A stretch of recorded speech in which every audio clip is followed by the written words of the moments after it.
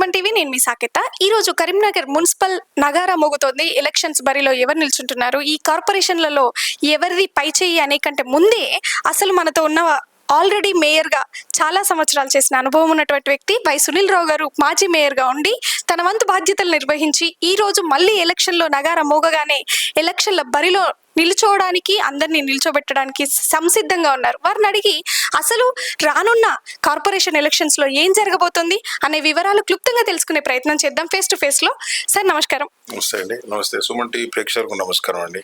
Sir, ఇప్పుడు చాలా మంది ఒక ఆలోచన, మీరు మాజీ మేయర్గా చేస్తున్నారు, ఇన్ని సంవత్సరాల అనుభవం పార్టీలో కానివ్వండి, రాజకీయంగా కూడా కానివ్వండి. ఇప్పుడు ఈ కార్పొరేషన్లో కొన్ని వ్యత్యాసాలు జరిగాయి. అంటే కొంతమందికి వచ్చే ప్లేస్లలో ఆ కమ్యూనిటీ వాళ్ళకి రాలేదు, లేకపోతే బీసీలకని, ఓసీలకని, జనరల్ అని ఇలాంటి కొన్ని అవకతవకలు జరిగినాయని చెప్పుకుందాం. మీరు ప్రజలకు ఏం చెప్దాం అనుకుంటారు? ఫస్ట్లీ మున్సిపల్ కార్పొరేటర్గా మళ్ళీ మా డివిజన్ నుంచి పోటీ చేస్తా ఉన్నాను. మా డివిజన్ జనరల్ కేటగిరీకి వచ్చింది కాబట్టి మా భగత్ నగర్ 42వ డివిజన్ నుంచి నేను మున్సిపల్ కార్పొరేటర్గా మళ్ళీ బరిలోకి దిగుతా ఉన్నాను. మా డివిజన్కి సంబంధించిన ప్రజలందరూ కూడా జనరల్ వచ్చింది కాబట్టి మీరే ఉండాలని చెప్పేసి వారి కోరిక మేరకు ప్రజా జీవితంలో పదవులు అనేటివి పెద్దవా చిన్నవా కాదు, ఏ పదవి ఉన్నా దాంతోపాటు ప్రజలకు సేవ చేసే అవకాశం ఉన్నప్పుడు ప్రజా జీవితంలో ఉండాలి. కాబట్టి ఒక సీనియర్ పర్సన్గా 4 సార్లు కార్పొరేటర్గా, ఒకసారి మేయర్గా, ఒకసారి కౌన్సిలర్గా చేసినటువంటి అనుభవం ఉంది. కాబట్టి మా భారతీయ జనతా పార్టీ పక్షాన మెజార్టీ సీట్లు గెలుచుకొని మేయర్ పీఠం మా భారతీయ జనతా పార్టీ అభ్యర్థి మేయర్ అయిన తర్వాత వారికి సలహాలు ఇవ్వడానికి కానీ, సూచనలు ఇవ్వడానికి కానీ, భారతీయ జనతా పార్టీని కరీంనగర్ నగరంలో బండి సంజయ్ కుమార్ గారి నాయకత్వంలో ఏ విధంగా నడపాలనే దానిలో ఒక క్రియాశీలక పాత్ర పోషించాలనే ఉద్దేశంతో నేను బరిలో ఉంటా ఉన్నాను. ప్రజలు ఆశీర్వదిస్తే తప్పకుండా కూడా మళ్ళీ 5 సంవత్సరాల పాటు కార్పొరేటర్గా సేవలు అందించడానికి కూడా సిద్ధంగా ఉన్నాను. అంటే ఇప్పుడు ఒక మేయర్గా మాత్రమే జనాలకు దూరం అవుతున్నారు, కానీ ప్రజానాయకుడిగా, కార్పొరేటర్గా జనాలకు దగ్గరే ఉంటానని మీ ఉద్దేశంలో చెప్తున్నారు. చాలా సంతోషం. అంతేకాకుండా ఈరోజు పాలక మండళ్ళు వర్గీకరణలో 2 పాలక మండళ్ళు, అటు మాజీ మంత్రుల గంగుల కమలాకర్ గారి నియోజకవర్గంలో ఉన్న పాలక మండలి కానివ్వండి, లేకపోతే బండి సంజయ్ గారి నేతృత్వంలో ఉన్న పాలక మండలి కానివ్వండి, ఈ రెండిట్లలో 66 కార్పొరేషన్స్లలో ఏది ఎక్కువగా వచ్చే చాయిస్ ఉంది అని మీకు అనిపిస్తుంది? అంటే మనకున్న పరిధిలో ఇంతమంది ఉన్నారు, వీళ్ళైతే ఎక్కువగా వచ్చే అవకాశం ఉంది, ఇన్ని కార్పొరేషన్లలో ఇంతమంది కార్పొరేటర్లు మా వాళ్ళే అయ్యే అవకాశం ఉంది అనేది మీ ఆలోచనలో ఎంతవరకు ఉంది? ఇప్పుడు కరీంనగర్ నగరానికి సంబంధించి వస్తే 66 డివిజన్లకు సంబంధించిన జరుగుతున్న ఎన్నికల్లో ఈరోజు ప్రజలంతా కూడా అభివృద్ధి వైపు ఉన్నారు. గత 6 సంవత్సరాల్లో బండి సంజయ్ కుమార్ గారి నేతృత్వంలో కరీంనగర్ నగరంలో ఎంత గొప్పగా అభివృద్ధి జరిగిందని ప్రజల కళ్ళ ముందు కనబడతా ఉంది.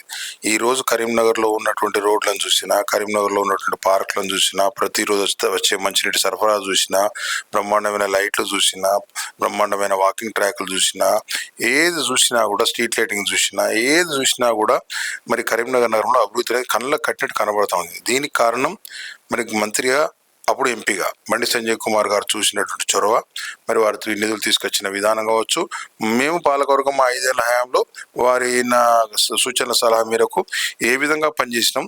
ఈరోజు Warangal smart city, Karimnagar smart city తేడా స్పష్టంగా కనబడుతుంది. వరంగల్లో అభివృద్ధి ఎలా జరిగింది, కరీంనగర్లో అభివృద్ధి ఎట్లా జరిగింది.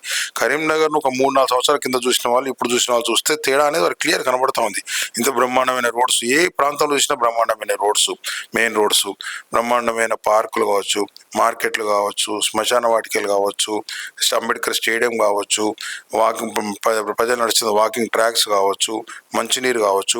ఈరోజు దేశంలోనే మొట్టమొదటి నగరంగా కరీంనగర్ నగరం పేరు తెచ్చుకునేది 24/7 వాటర్ సప్లై ఇచ్చే, మంచినీరు ఇచ్చే నగరంగా ఇప్పుడు మేము హౌసింగ్ బోర్డు ఒక మోడల్ ప్రాజెక్ట్ తీసుకుని బ్రహ్మాండంగా నడుస్తూ ఉన్నది. ప్రతిరోజు మంచినీరు సరఫరా చేసే ఏకైక నగరంగా కూడా కరీంనగర్ పేరు వచ్చింది. కాబట్టి ఇవన్నీ అభివృద్ధి కొనసాగాలంటే ఈరోజు బీఆర్ఎస్ పార్టీ ఎక్కడ అధికారంలో లేదు. కాంగ్రెస్ పార్టీ 2 సంవత్సరాల అధికారంలోకి వచ్చి ₹1 కరీంనగర్ మున్సిపల్ కార్పొరేషన్కి ఇచ్చింది లేదు. ఈరోజు బండి సంజయ్ కుమార్ గారు కేంద్ర మంత్రిగా ఉన్నారు. కేంద్ర ప్రభుత్వం ఎన్నో పథకాలు తీసుకొచ్చి ఈరోజు కరీంనగర్ లాంటి నగరాలకు ఎన్నో నిధులు ఇస్తూ ఉంది. మరి బండి సంజయ్ కుమార్ గారి నాయకత్వంలో భారతీయ జనతా పార్టీ పాలకవర్గం కనుక ఏర్పడ్డట్టయితే కరీంనగర్ నగరంలో జరుగుతున్న అభివృద్ధి ఇంకా ముందుకెళ్లే అవకాశం ఉంటుంది, ఇంకా గొప్ప నగరంగా అభివృద్ధి చెందే అవకాశం ఉంటుంది. కాబట్టి ప్రజలందరూ ఆలోచిస్తూ ఉన్నారు. ఈరోజు బీజేపీ వైపే కరీంనగర్ నగరంలో ఉన్న మెజార్టీ ప్రజలు, మెజార్టీ డివిజన్లో కూడా బీజేపీ బీజేపీ కార్పొరేటర్స్ గెలవబోతా ఉన్నారు. తప్పకుండా కూడా మేయర్ అభ్యర్థి కూడా మేయర్గా కూడా బీజేపీకి సంబంధించినటువంటి కార్పొరేటర్ మేయర్ కాబోతా ఉన్నారు.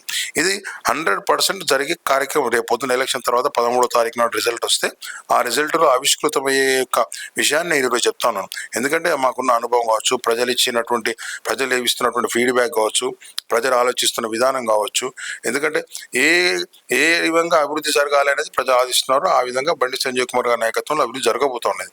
ప్రధానమంత్రి మోడీ గారు నగరాల్లో గొప్పగా అభివృద్ధి చేయాలన్న ఆలోచనతోటి అమృత్ 1 కావచ్చు, అమృత్ 2 కావచ్చు, తాగునీటికి సంబంధించి కావచ్చు, ఎన్నడూ లేని విధంగా 100 స్మార్ట్ సిటీస్లో అభివృద్ధి చేసే కార్యక్రమం తీసుకోవడం, దానిలో కరీంనగర్ స్మార్ట్ సిటీగా రూపుదిద్దుకోవడం కావచ్చు. ఇలా అనేక కార్యక్రమాలు ఈరోజు కరీంనగర్ రైల్వే స్టేషన్ అభివృద్ధి చేయడం కావచ్చు, ఈరోజు రైల్వే ఓవర్ బ్రిడ్జ్కి సంబంధించిన నిర్మాణం మరి బండి సంజయ్ గారి నాయకత్వంలో జరుగుతుండడం కావచ్చు. ఎన్నో కార్యక్రమాలు 15th ఫైనాన్స్ ఈరోజు ఎన్నికలు జరుగుతున్నాయి. కేంద్ర ప్రభుత్వం నిధుల గురించి కేంద్ర ప్రభుత్వం ద్వారా వచ్చే 15వ ఆర్థిక సంఘం నిధుల కోసమే ఎన్నికలు జరుగుతూ ఉన్నాయి. ఎన్నికలు లేకపోతే నిధులు ఆగిపోయే పరిస్థితి. కాబట్టి నిధులు ఇచ్చేది కేంద్ర ప్రభుత్వం అయినప్పుడు, కేంద్ర ప్రభుత్వం అభివృద్ధి నాయకత్వంలో కేంద్ర ప్రభుత్వం ద్వారా అభివృద్ధి కార్యక్రమం జరుగుతున్నప్పుడు కేంద్ర ప్రభుత్వం పార్టీని గెలిపించడం న్యాయం.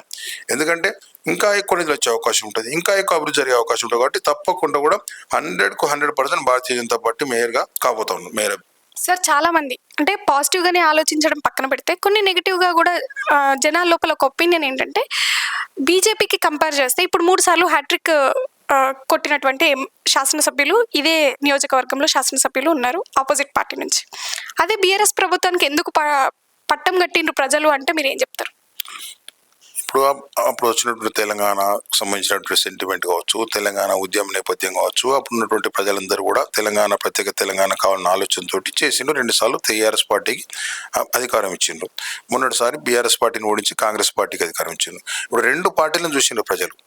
అటు బీఆర్ఎస్ చూసిండ్రు, ఇటు కాంగ్రెస్ చూసిండ్రు. ఆల్టర్నేట్గా బీజేపీ కనబడతా ఉంది. ఎందుకంటే ఈరోజు కేంద్ర డబుల్ ఇంజన్ సర్కార్ ఉండాలని చెప్పి ఆలోచన ప్రతి ఒక్కళ్ళు వస్తూ ఉంది. ఇప్పుడు భారతదేశంలో ఒక 3 రాష్ట్రాలు తప్పితే ఏ రాష్ట్రంలో కాంగ్రెస్ పార్టీ లేదు. అన్ని మెజార్టీ రాష్ట్రాల్లో బీజేపీ పాలిత ప్రాంతాలు బీజేపీతో అండర్స్టాండింగ్ ఉన్నటువంటి ప్రభుత్వాలు మాత్రమే మరి ఉన్నాయి. కాబట్టి దేశ ప్రజలందరి ఆలోచన విధానం కూడా బీజేపీ వైపు ఉంటుంది. ఎందుకంటే 11 సంవత్సరాలుగా నరేంద్ర మోడీ గారు 11.5 సంవత్సరాలుగా చిన్న అవినీతి మచ్చ లేకుండా, చిన్న ఏది లేకుండా భారతదేశాన్ని ఒక శక్తివంతమైన దేశంగా తీర్చిదిద్దుతా ఉన్నారు. కాబట్టి ఆ పార్టీలో ఉండాలి, ఆ పార్టీ కొట్టాలని ప్రజలందరూ కూడా కోరుకుంటున్నారు. కాబట్టి కరీంనగర్లో కూడా ఈరోజు అభివృద్ధే ముఖ్యం. కాబట్టి అభివృద్ధి జరగాలంటే, ఈ జరుగుతున్న అభివృద్ధి ఇంకా వేగంగా పరిగెత్తాలంటే బండి సంజయ్ గారి చేతులు బలోపేతం చేయాలి. కాబట్టి వారు ఇంకా కేంద్ర ప్రభుత్వం ద్వారా ప్రత్యేక నిధులు తీసుకొచ్చే అవకాశం ఉంటుంది. రాష్ట్ర ప్రభుత్వం దగ్గర నిధులు లేవని చెప్పి ముఖ్యమంత్రి చెప్తా ఉన్నారు. 2 సంవత్సరాల నుంచి ₹1 నిధులు ఇవ్వలే కరీంనగర్ మున్సిపల్ కార్పొరేషన్కు. ఈ 2 సంవత్సరాలు ఇంకేం నిధులు ఇస్తారు?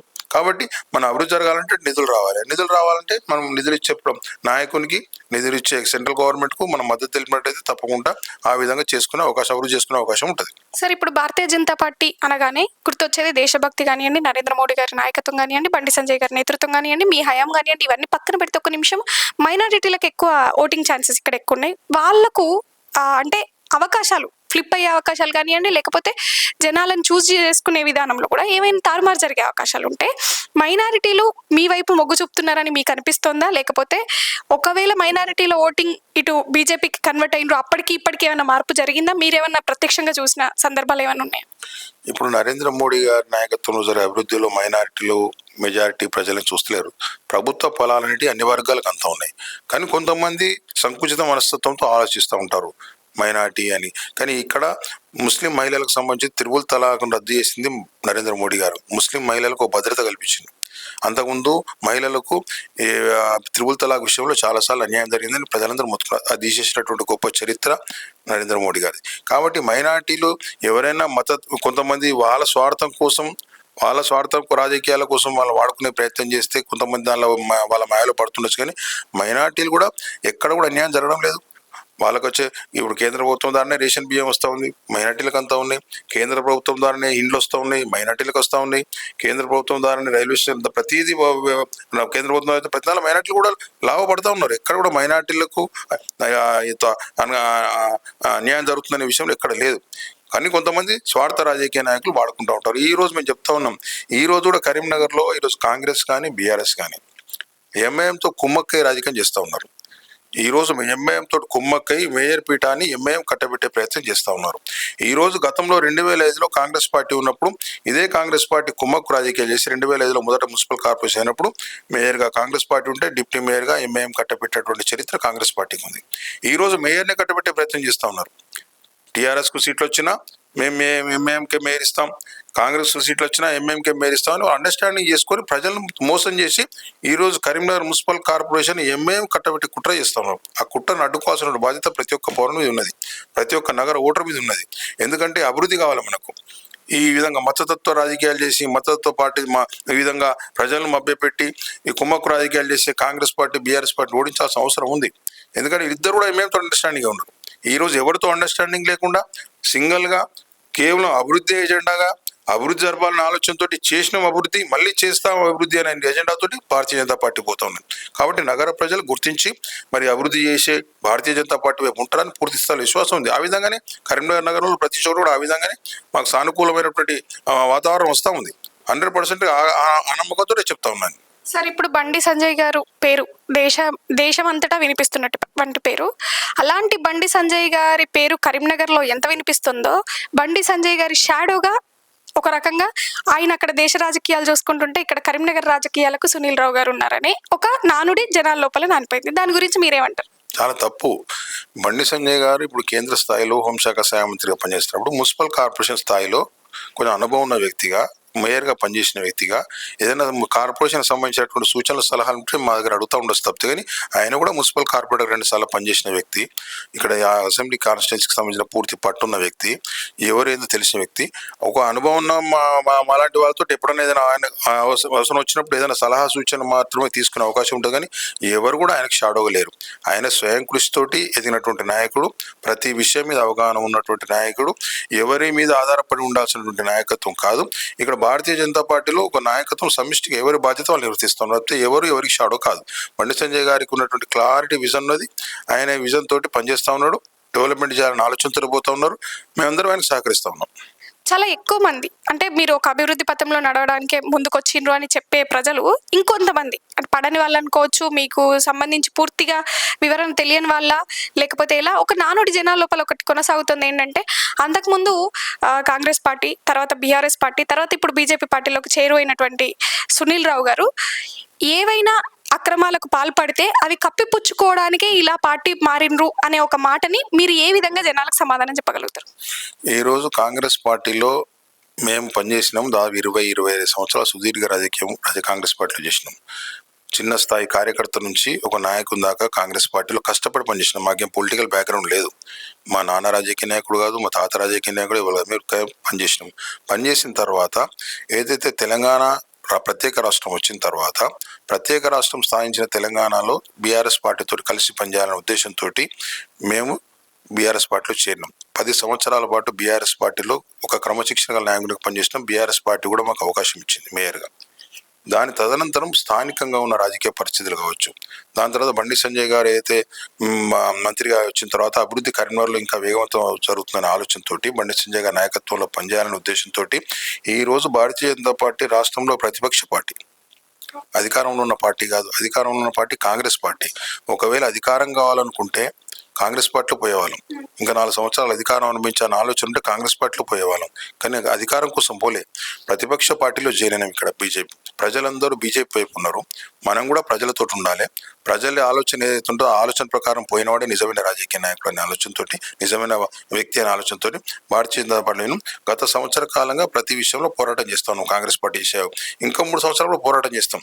చాలా మందికి ఏంటంటే అపోహ ఉంటుంది, బీజేపీ రాష్ట్రంలో అధికారంలో లేదు, ప్రతిపక్ష పాత్ర పోషించాలనే నిర్ణయం తీసుకొని మేము వచ్చినాం అంటే దాన్ని అర్థం చేసుకోవాలి.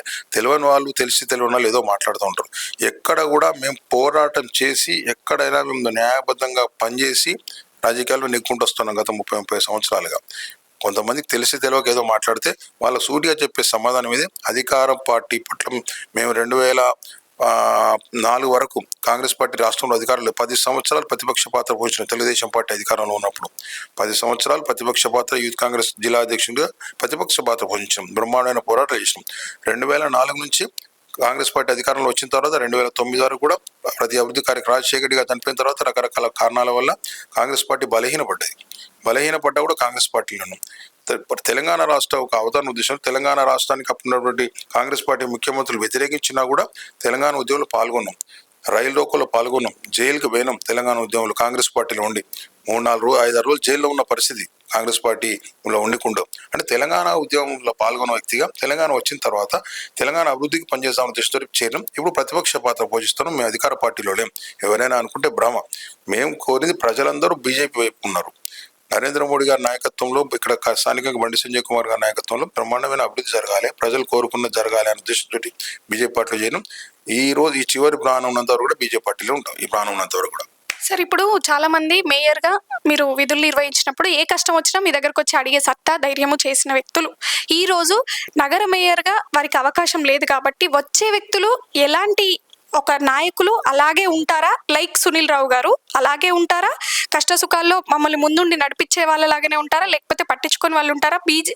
బీజేపీకి ఓటు వేస్తే ఇప్పుడు వచ్చే మేయర్ అంతే బాధ్యతాయుతంగా ఉంటారా లేదా అనేది ప్రజలకు మీరు ఎలాంటి భరోసా ఇస్తున్నారు? 100%. ఎందుకంటే ఈరోజు బండి సంజయ్ కుమార్ గారు అనే ఒక పెద్ద నాయకుడు బీజేపీ పార్టీకి గొప్ప అండగా ఉన్నారు. ఈరోజు బీజేపీ పార్టీకి సంబంధించిన కార్పొరేటర్స్ కానీ వచ్చిన మేయర్ కానీ తప్పకుండా కూడా ప్రజల అభిప్రాయం మేరకు ప్రజల కష్ట సుఖాల మధ్యలో తీర్చుకుంటూ ఒక బాధ్యత గల వ్యక్తిగా ప్రజలను మధ్యలో వండుకుంటూ ప్రజలను కరీంనగర్ నగరాన్ని ఒక అభివృద్ధి దిశగా నడిపించాల్సిన బాధ్యత ఉంటుంది. కాబట్టి బాధ్యతగా ఉంటారు. బీజేపీ పార్టీలో ఎవరు కూడా అట్లా బాధ్యత లేకుండా ఉండే వ్యక్తులు ఉండరు. ఎక్కడైనా చిన్న జరిగితే ఇమీడియట్గా బండి సంజయ్ గారు సరిదిరాని బండి సంజయ్ గారు ఉన్నారు. తప్పకుండా కూడా ఒక సీనియర్ నాయకుడు, మేము కూడా సలహాలు సూచనలు ఇస్తాం. కరీంనగర్ నగరాన్ని ఏదైతే అభివృద్ధి గత 5 సంవత్సరాలుగా జరుగుతుందో అదే అభివృద్ధి పెద్ద ఎత్తున పరిగెత్తించేందుకు మేము అందరం కలిసి ఒక యూనిటీగా ఒక జట్టుగా పనిచేసి కరీంనగర్ నగరానికి ఒక కొత్త దిశ చూపించేందుకు బండి సంజయ్ కుమార్ నాయకత్వంలో పనిచేయడం జరుగుతుంది. అంటే ఇప్పుడు ఇందాక మీరు చెప్పినారు అధికారము మాకు అలంకారం కాదు, దేనికి కూడా అవసరం లేకుండానే మేము ప్రతిపక్షంలో కొనసాగుతున్నాము అనేసి. కానీ చాలా మంది ఏంటంటే సార్, మీరు ఒక మేయర్గా చేసిండ్రు, మళ్ళీ ఇప్పుడు ఆ అవకాశం లేకుండా కార్పొరేటర్గా, అంటే ఇదివరకు కార్పొరేటర్గా చేసిండ్రు, తర్వాత ఒక అభివృద్ధిగా మేయర్గా ఒక స్టెప్ ఇంక్రీజ్ అయినరు, తర్వాత ఇప్పుడు మళ్ళీ కార్పొరేటర్గా, అంటే ఆ స్థానాన్ని ఎక్కువ తక్కువ చేసుకోవడంలో కానీ లేకుంటే ఫ్యూచర్లో మీకు ఇలాంటి స్థానం కావాలని కానీ ఏదైనా ఆలోచన ఉందా సార్? ఇదే పార్టీలో, ఇదే భారతీయ జనతా పార్టీలో చివరి క్షణం వరకు కొనసాగుతా అన్న మీరు ఇంకేమైనా పదవులు ఆశించే అవకాశం ఉందా? ఇప్పుడు రాజకీయాల్లో పదవులని మనం అనుకుంటే చెడి కావు. ప్రజలు అనుకుంటే, ప్రజలు దీవిస్తే వచ్చేది పదవులు. పార్టీలు అవకాశం ఇస్తే వచ్చేటి పదవులు. ఇప్పుడు గతంలో కూడా చాలామంది, గతంలో హనుమంతరెడ్డి గారు మున్సిపల్ చైర్మన్గా పనిచేసిండ్రు 5 సంవత్సరాలు. దాని తర్వాత 5 సంవత్సరాలు కార్పొరేటర్గా పనిచేసిండు. గతంలో రవీందర్ సింగ్ గారు మున్సిపల్ మేయర్గా పనిచేసిండు. దాని తర్వాత 5 సంవత్సరాలు కార్పొరేటర్గా పనిచేసిండు. ఈ రోజు నేను 5 సంవత్సరాలు మున్సిపల్ మేయర్గా పనిచేసిన, మళ్ళీ కార్పొరేటర్గా పోటీ చేస్తున్నా. ఎందుకంటే ప్రజలతోటి ముడిపడి ఉండాలి రాజకీయ నాయకుడు. పదవి ఉంటేనే రాజకీయాల్లో ఉంటాం, పెద్ద పదవి ఉంటేనే ప్రజలు ఉంటాం అనే వ్యక్తిత్వం కాదు. ఏ పదవి ఉన్నా ప్రజలకు సాయం చేయాలి, ప్రజలకు న్యాయం చేయాలి, ప్రజలకు మధ్యలో ఉండాలి, ప్రజలకు అందుబాటులో ఉండాలి అనే ఆలోచనతోటి మనం పనిచేస్తున్నాం. కరీంనగర్ నగరంలో ఏ వ్యక్తి అయినా మమ్మల్ని సంప్రదించవచ్చు. ఎక్కడైనా ఏ సమస్య ఉన్నాడో మున్సిపల్ కార్పొరేషన్లో మాకున్నటువంటి అనుబంధంతో కావచ్చు, మున్సిపల్ ఉద్యోగులతో ఉన్నటువంటి స్నేహభావం కావచ్చు, అధికారులతో ఉన్నటువంటి చనువు కావచ్చు, మాకున్నటువంటి ర్యాప్, మాకున్నటువంటి ఇమేజ్తో కావచ్చు, ప్రజల సమస్యలు తీర్చేందుకు పనిచేస్తాం. కార్పొరేటర్ అనేది చిన్న పదవి కాదు. ఎప్పుడు ప్రజలతో ఎన్నుకోబడ్డ చిన్న పదవి ఏదైనా కూడా గొప్పది అది. ఎందుకంటే మనం పదవును చూసేదాన్ని బట్టి ఉంటుంది. చూసి ఇప్పుడు గతంలో ముఖ్యమంత్రులు చేసిన వాళ్ళు ఎమ్మెల్యేగా ఉన్నారు. మరి ఎమ్మెల్యేగా ఉన్నారంటే వాడి ప్రజల జీవితంలో ఉండాలి, ప్రజలతో మమేకమై ఉండాలి, ప్రజల సమస్యలు తీర్చడం ఉండాలి అని ఆలోచన ఉంటారు. కాబట్టి పదవి చిన్నదా పెద్దదా, ప్రజల సమస్యలు తీర్చడానికి ఒక ప్లాట్ఫామ్ అది ప్రజా జీవితంలో. కాబట్టి కార్పొరేటర్గా పూర్తి స్థాయిలో మా డివిజన్, ముఖ్యంగా ఫస్ట్ మా భగత్ నగర్ 42 డివిజన్ ప్రజల సమస్యలు ఏ సమస్య వచ్చినా వాళ్ళకి ఒక అన్నగా, ఒక తమ్మునిగా, ఒక కొడుకుగా వాళ్ళ సమస్యలు తీర్చే ప్రయత్నం చేస్తాం. దాని తదనంతరం కరీంనగర్లో ఏదైనా ప్రజలు నా దృష్టికి వస్తే తప్పకుండా కూడా మా పార్టీకి సంబంధించినటువంటి పెద్దలతో దృష్టి తీసుకెళ్తా. నా స్థాయిలో పూర్తి అయితే నా స్థాయిలో పూర్తి చేస్తా. భారతీయ జనతా పార్టీకి కరీంనగర్లో ఇక్కడ కూడా ఏ ఇబ్బంది ఉన్నా పలానా వ్యక్తులు ఉన్నారా అని ఒక భరోసా వచ్చే విధంగా మాత్రం కార్యక్రమాలు ఉంటాయి. Bharatiya Janata party municipal corporation నగరం ముగించబోతుంది. ఆ తరుణంలో మీరు అంటే ఈ ఒక్క పరిధిలో ఎంతమంది కార్పొరేషన్స్లలో 66 కార్పొరేషన్స్లలో ఎన్నింటి వరకు మీకు సమన్యాయం జరిగింది? ఈ ఓటింగ్ అంటే ఇచ్చే నామినేషన్ల దాఖల్లో రిజర్వేషన్లలో ఎంతవరకు సమన్యాయం జరిగింది? ఈ మధ్య కోర్టు కేసు అని లేకపోతే కరెక్ట్గా మాకు దానికి తగ్గట్టుగా మేము జనరల్ ఇవ్వాల్సిన దగ్గర ఎస్సీలకు ఇచ్చారు, బీసీలకు ఇవ్వాల్సిన దగ్గర మాకు మైనారిటీలకు వచ్చే అవకాశం ఉంది. ఇలాంటి చాలా చిన్న చిన్న గొడవల సమస్యలు మీ వరకు వచ్చినమాట ఉంది కాబట్టి దాని మీద మీ ఒపీనియన్ ఏంటి? ఇప్పుడు ఈ రిజర్వేషన్స్ అనేది రాష్ట్ర ప్రభుత్వం అంశం. రాష్ట్ర ప్రభుత్వం రిజర్వేషన్లు కంప్లీట్ చేసింది కాబట్టి రాష్ట్ర ప్రభుత్వం బాధ్యత వహించాలి. ఎక్కడైనా తప్పులు జరిగితే, ఎక్కడైనా పొరపాట్లు జరిగితే రాష్ట్ర ప్రభుత్వం బాధ్యత వహించాలి. ఎందుకంటే రిజర్వేషన్లు పూర్తి చేసి ఎన్నికల కమిషన్కి ఇవ్వాల్సింది రాష్ట్ర ప్రభుత్వం. కాబట్టి ఎక్కడైనా తప్పులు జరిగి ఉంటే చాలా వరకు అన్నారు, మన తప్పులను సరిదిద్దుకునే అవకాశం ఇప్పుడు లేదు. ఎక్కడైనా తప్పులు జరిగితే మాత్రం రాష్ట్ర ప్రభుత్వం బాధ్యత వహించాలి. ఆ రాష్ట్ర ప్రభుత్వంలో ఉన్నటువంటి పెద్దలు బాధ్యత వహించాలి. కాబట్టి మా ప్రజలకు ఎక్కడైనా ఇబ్బంది జరిగితే మరి వాళ్ళు రాబోయే రోజుల్లో తగిన రీతిలో స్పందిస్తారు, తగిన రీతిలో గుణపాఠం చెప్తారు. ఈ ఎలక్షన్స్ మూమెంట్లో ప్రజా జీవితంలో ఎన్నో సమస్యలు, మీతో పాటు చాలా మంది కార్పొరేటర్లకి మీ యొక్క సహాయ సహకారాలు అండదండలు అవసరం కాబట్టి, వారికి కూడా మీ యొక్క ప్రచారణ అవసరం కాబట్టి, ఇంత సమయంలో కూడా మాకు సమయం ఇచ్చినందుకు ఫస్ట్లీ థ్యాంక్ యూ. అలాగే సుమన్ టీవీ పక్షాన మీ యొక్క కార్పొరేషన్ సభ్యులందరికీ కూడా, మీ యొక్క ఓటర్లందరికీ కూడా మీ మనస్ఫూర్తిగా మీరు ఏమైనా చెప్పదలుచుకుంటున్నారు? ఈరోజు నేను ఎక్కడ నిల్చున్నా కూడా 2000 సంవత్సరం నుంచి ఏ వాడలో నిల్చున్నా, కౌన్సిలర్గా నిల్చున్నా, కార్పొరేటర్గా నిల్చున్నా, రిజర్వేషన్ అనుకుంటే పక్క ఈ భగత్ నగర్ డివిజన్లోకి వచ్చి నిల్చున్నా, ఎక్కడ నిల్చున్నా ప్రజలను ఆదరించిన ప్రజలకు నేను పూర్తి స్థాయిలో టైం ఇచ్చి పనిచేసే ప్రయత్నం చేసినా అని నేను మనస్ఫూర్తిగా భావిస్తా ఉన్నా. ఈరోజు మా భగత్ నగర్ 42వ డివిజన్ చాలా గర్వంగా చెప్పుకోగలుగుతా. కరీంనగర్ నగరంలోనే ఒక అద్భుతమైన అందమైన డివిజన్ ఏదంటే 42వ డివిజన్. ఇక్కడ ఎలాంటి సమస్య లేకుండా శానిటేషన్ పరంగా కానీ, వాటర్ సప్లై పరంగా కానీ, లైటింగ్ పరంగా కానీ, రోడ్ల విషయంలో కానీ, డ్రైనేజ్ల విషయంలో కానీ, లేకపోతే మన చెట్ల మొక్కలు పెంచే విషయంలో కానీ ఎక్కడ కూడా ఎలాంటి సమస్య లేకుండా బ్రహ్మాండమైన మా డివిజన్కి వచ్చిన వాళ్ళు చూస్తే చాలా ఆశ్చర్యపోతారు. వేరే ప్రాంతం ఇంత బ్రహ్మాండంగా ఉంది, మరి ఏ విధంగా సాధ్యమైందంటే మేము నన్ను ఎన్నుకున్న ప్రజలకు న్యాయం చేయాలనే ఉద్దేశంతో మరి ఆ విధంగా తీర్చిదిద్దుకున్నాం. నా ఇల్లు ఏ విధంగా అయితే ఇల్లు జాగ్రత్త చూసుకుంటామో ఆ విధంగా డివిజన్ జాగ్రత్తగా చూసుకున్నాం. కాబట్టి డివిజన్ ప్రజలందరూ కూడా పూర్తి స్థాయిలో సహకరించింది నాకు. ఈ ఎన్నికల్లో కూడా పూర్తి స్థాయిలో సహకరిస్తున్నారు. ప్రతి ఒక్కరు ఇంటికి వాళ్ళే మీరు నిల్చోవాలి, మీరు కంపల్సరీ ఉండాలి అని చెప్పేసి వాళ్ళు ఆశిస్తూ ఉన్నారు. వాళ్ళ దీవెనలు నాకు ఉన్నంత కాలం, వాళ్ళకు సేవ చేసే అవకాశం నాకు ఉన్నంత కాలం పూర్తిగా సమయం వెచ్చించి సేవ చేస్తా. ఇంకా గొప్ప కార్యక్రమాలు తీసుకొని కరీంనగర్ నగరంలో ఒక ఆదర్శవంతమైన డివిజన్గా తీర్చిదిద్దిన ఇంకా ముందుకు తీసుకెళ్లే ప్రయత్నం చేస్తా. ఓన్లీ అభివృద్ధి కార్యక్రమాలే కాకుండా వ్యక్తిగత సమస్యలు వచ్చినా కూడా నేను ప్రతి దానిలో ఇన్వాల్వ్ అయ్యి వాళ్ళ సమస్యలు పరిష్కరించే ప్రయత్నం చేసినా, భవిష్యత్తులో కూడా చేస్తా. మా డివిజన్లో ఏ పండుగలు జరిగినా కూడా ఒక కుటుంబ ఫంక్షన్గా జరుగుతాయి. అంటే వ్యక్తిగతంగా కుటుంబ ఫంక్షన్లా జరుగుతాయి. కాబట్టి ఆ కల్చర్ను, ఆ వాతావరణాన్ని ఇంకా గొప్పగా ముందు తీసుకెళ్లే ప్రయత్నం చేసి మా డివిజన్ ప్రజల సుఖ సంతోషాలే నా సుఖ సంతోషంగా భావించి పనిచేసి మా 42 డివిజన్ గొప్ప డివిజన్గా భవిష్యత్తులో ఒక ఆదర్శవంతమైన డివిజన్ ఆల్రెడీ అయిపోయింది, ఇంకా గొప్పగా తీసుకెళ్లే ప్రయత్నం చేస్తాం. Thank you sir. చూశారు కదా, ఈరోజు ప్రజా అభిమానాన్ని చొరగొన్న వ్యక్తి 42వ డివిజన్ నుంచి మాకు ఈ డివిజనే మా కుటుంబం అనుకుని ముందుకు నడుస్తున్నటువంటి వై సునీల్ రావు గారి మాటలు విన్నారు కదా. మరొక ఇంటర్వ్యూతో మళ్ళీ కలుద్దాం. Thank you.